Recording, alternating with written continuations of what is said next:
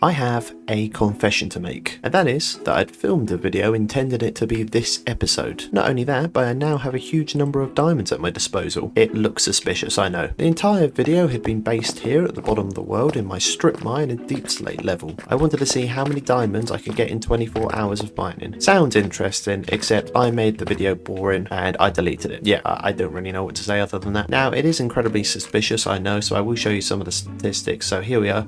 Deep slate diamond ore. 2,419 mined. That's a heck of a lot of diamonds mined. Plus I put that fortune goodness on it. And all these chests are just full of materials. Deep slate and whatever else I came across. Mostly deep slate. And going into spectator mode, I just want to show you the scale of which I mined. These were half the strips, and as you can see, it continues a long way out from our center base. Even doing this, you can't really experience the magnitude of the amount I mined out. Now, if I was an interesting creator like Mumbo Jumbo, then maybe I could have made it work, because I know he's done 24-hour mining sessions, and they've always been very interesting to watch. However, I didn't think what I've produced was very interesting, and so I deleted the footage, and I'm not going to apologise. I mean, I slightly apologise, but I don't know what I did, so I deleted the footage. Now I have all these suspiciously gained diamonds, but now you know that they're not suspicious, I think. Anyway, that's kind of the story about where I've been in this world, and that had sort of left a little bit of a shadow over the world, and it put me off coming back. But now that's out of the way, we can continue. It had been a long enough time that now Mojang had fixed the string duper glitch, and it no longer worked. That is incredibly sad, no string being produced. On the bright side, at least we had all of these chests filled to the brim with string.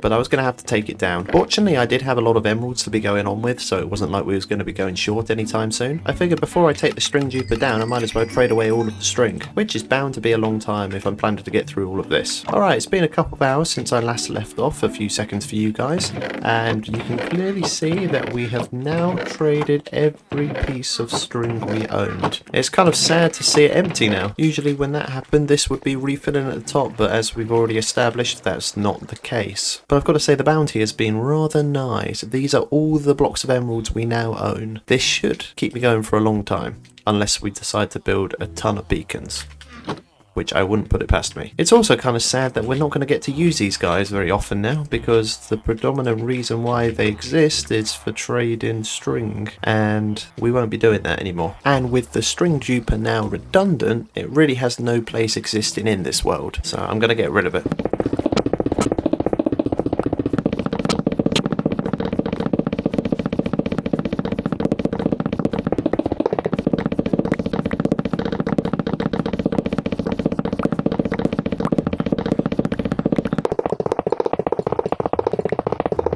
It looks a lot tidier. Feels weird not seeing a giant contraption in the sky, and as you can see, these guys look completely astonished. It's fairly sad to see the thing go. It was such an easy way of getting emeralds. Now, I can't actually remember when I put this beacon in. I have a feeling I may have done this in between episodes, but I can't be certain, so I'm going to go and take a look. But then I remembered I don't have rockets to be able to fly back out. Picked up some of the spare gunpowder lying in one of the random chests, and then over in the chest by the sugarcane farm I picked up some of the spare paper we had lying around. So with a full itinerary of rockets, we could head down to see what the beacon was about. Okay, yeah, I had a feeling it might be this. I did think we had a suspiciously low amount of diamonds for the amount of diamonds we'd actually mined. I'd forgot about this. I made a complete diamond beacon.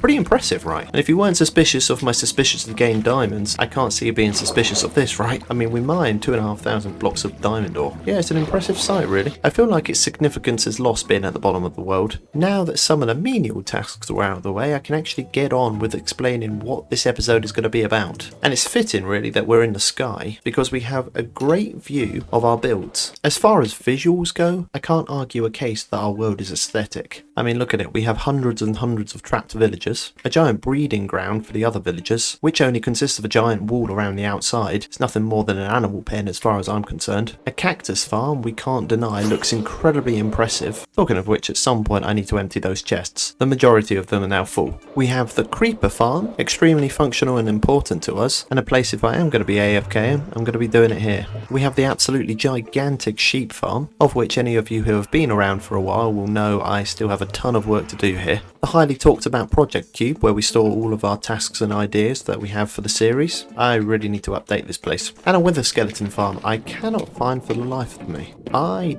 do not know where I put that wither skeleton farm. What I'm trying to get at is they're all very functional builds, but none of them are exactly inviting. And that's what I want. Something inviting, and dare I say it, I hate this word, but I'm going to use it for want of a better word.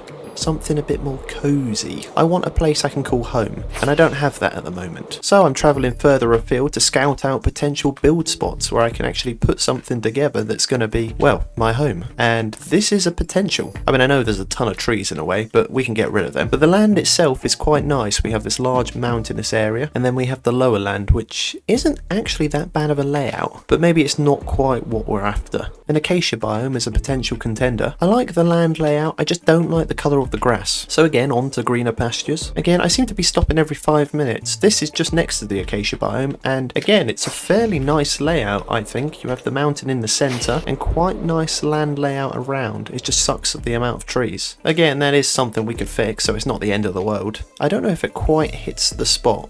Okay, I think I found where I'm going to set it up. It's about 3,500 blocks away from the trade hall. That puts into perspective how far we've come out. When you look at it, I quite like the ground elevation. It's nothing crazy, but we have a nice river that runs through the centre of it, and some cliff edges I'd like to build into. A lot of variety in the terrain, I like it. I'm talking as if I'm an experienced builder. I'm absolutely rubbish, but that's the whole purpose of this project. I'm going to get better. I want to be an amazing builder, in my eyes. The only issue with starting again is I'm a bit cut off now from the rest of my world. Not to mention my entire storage is back at the trade hall. Fortunately, my ender chest is any survivor's wet dream, and while it might have taken a while in the overworld to get to the new area, in the nether, it's going to be a breeze. It's going to look a little bit weird, but I do have a shulker full of temporary blocks. The temporary blocks are great for setting up temporary roads.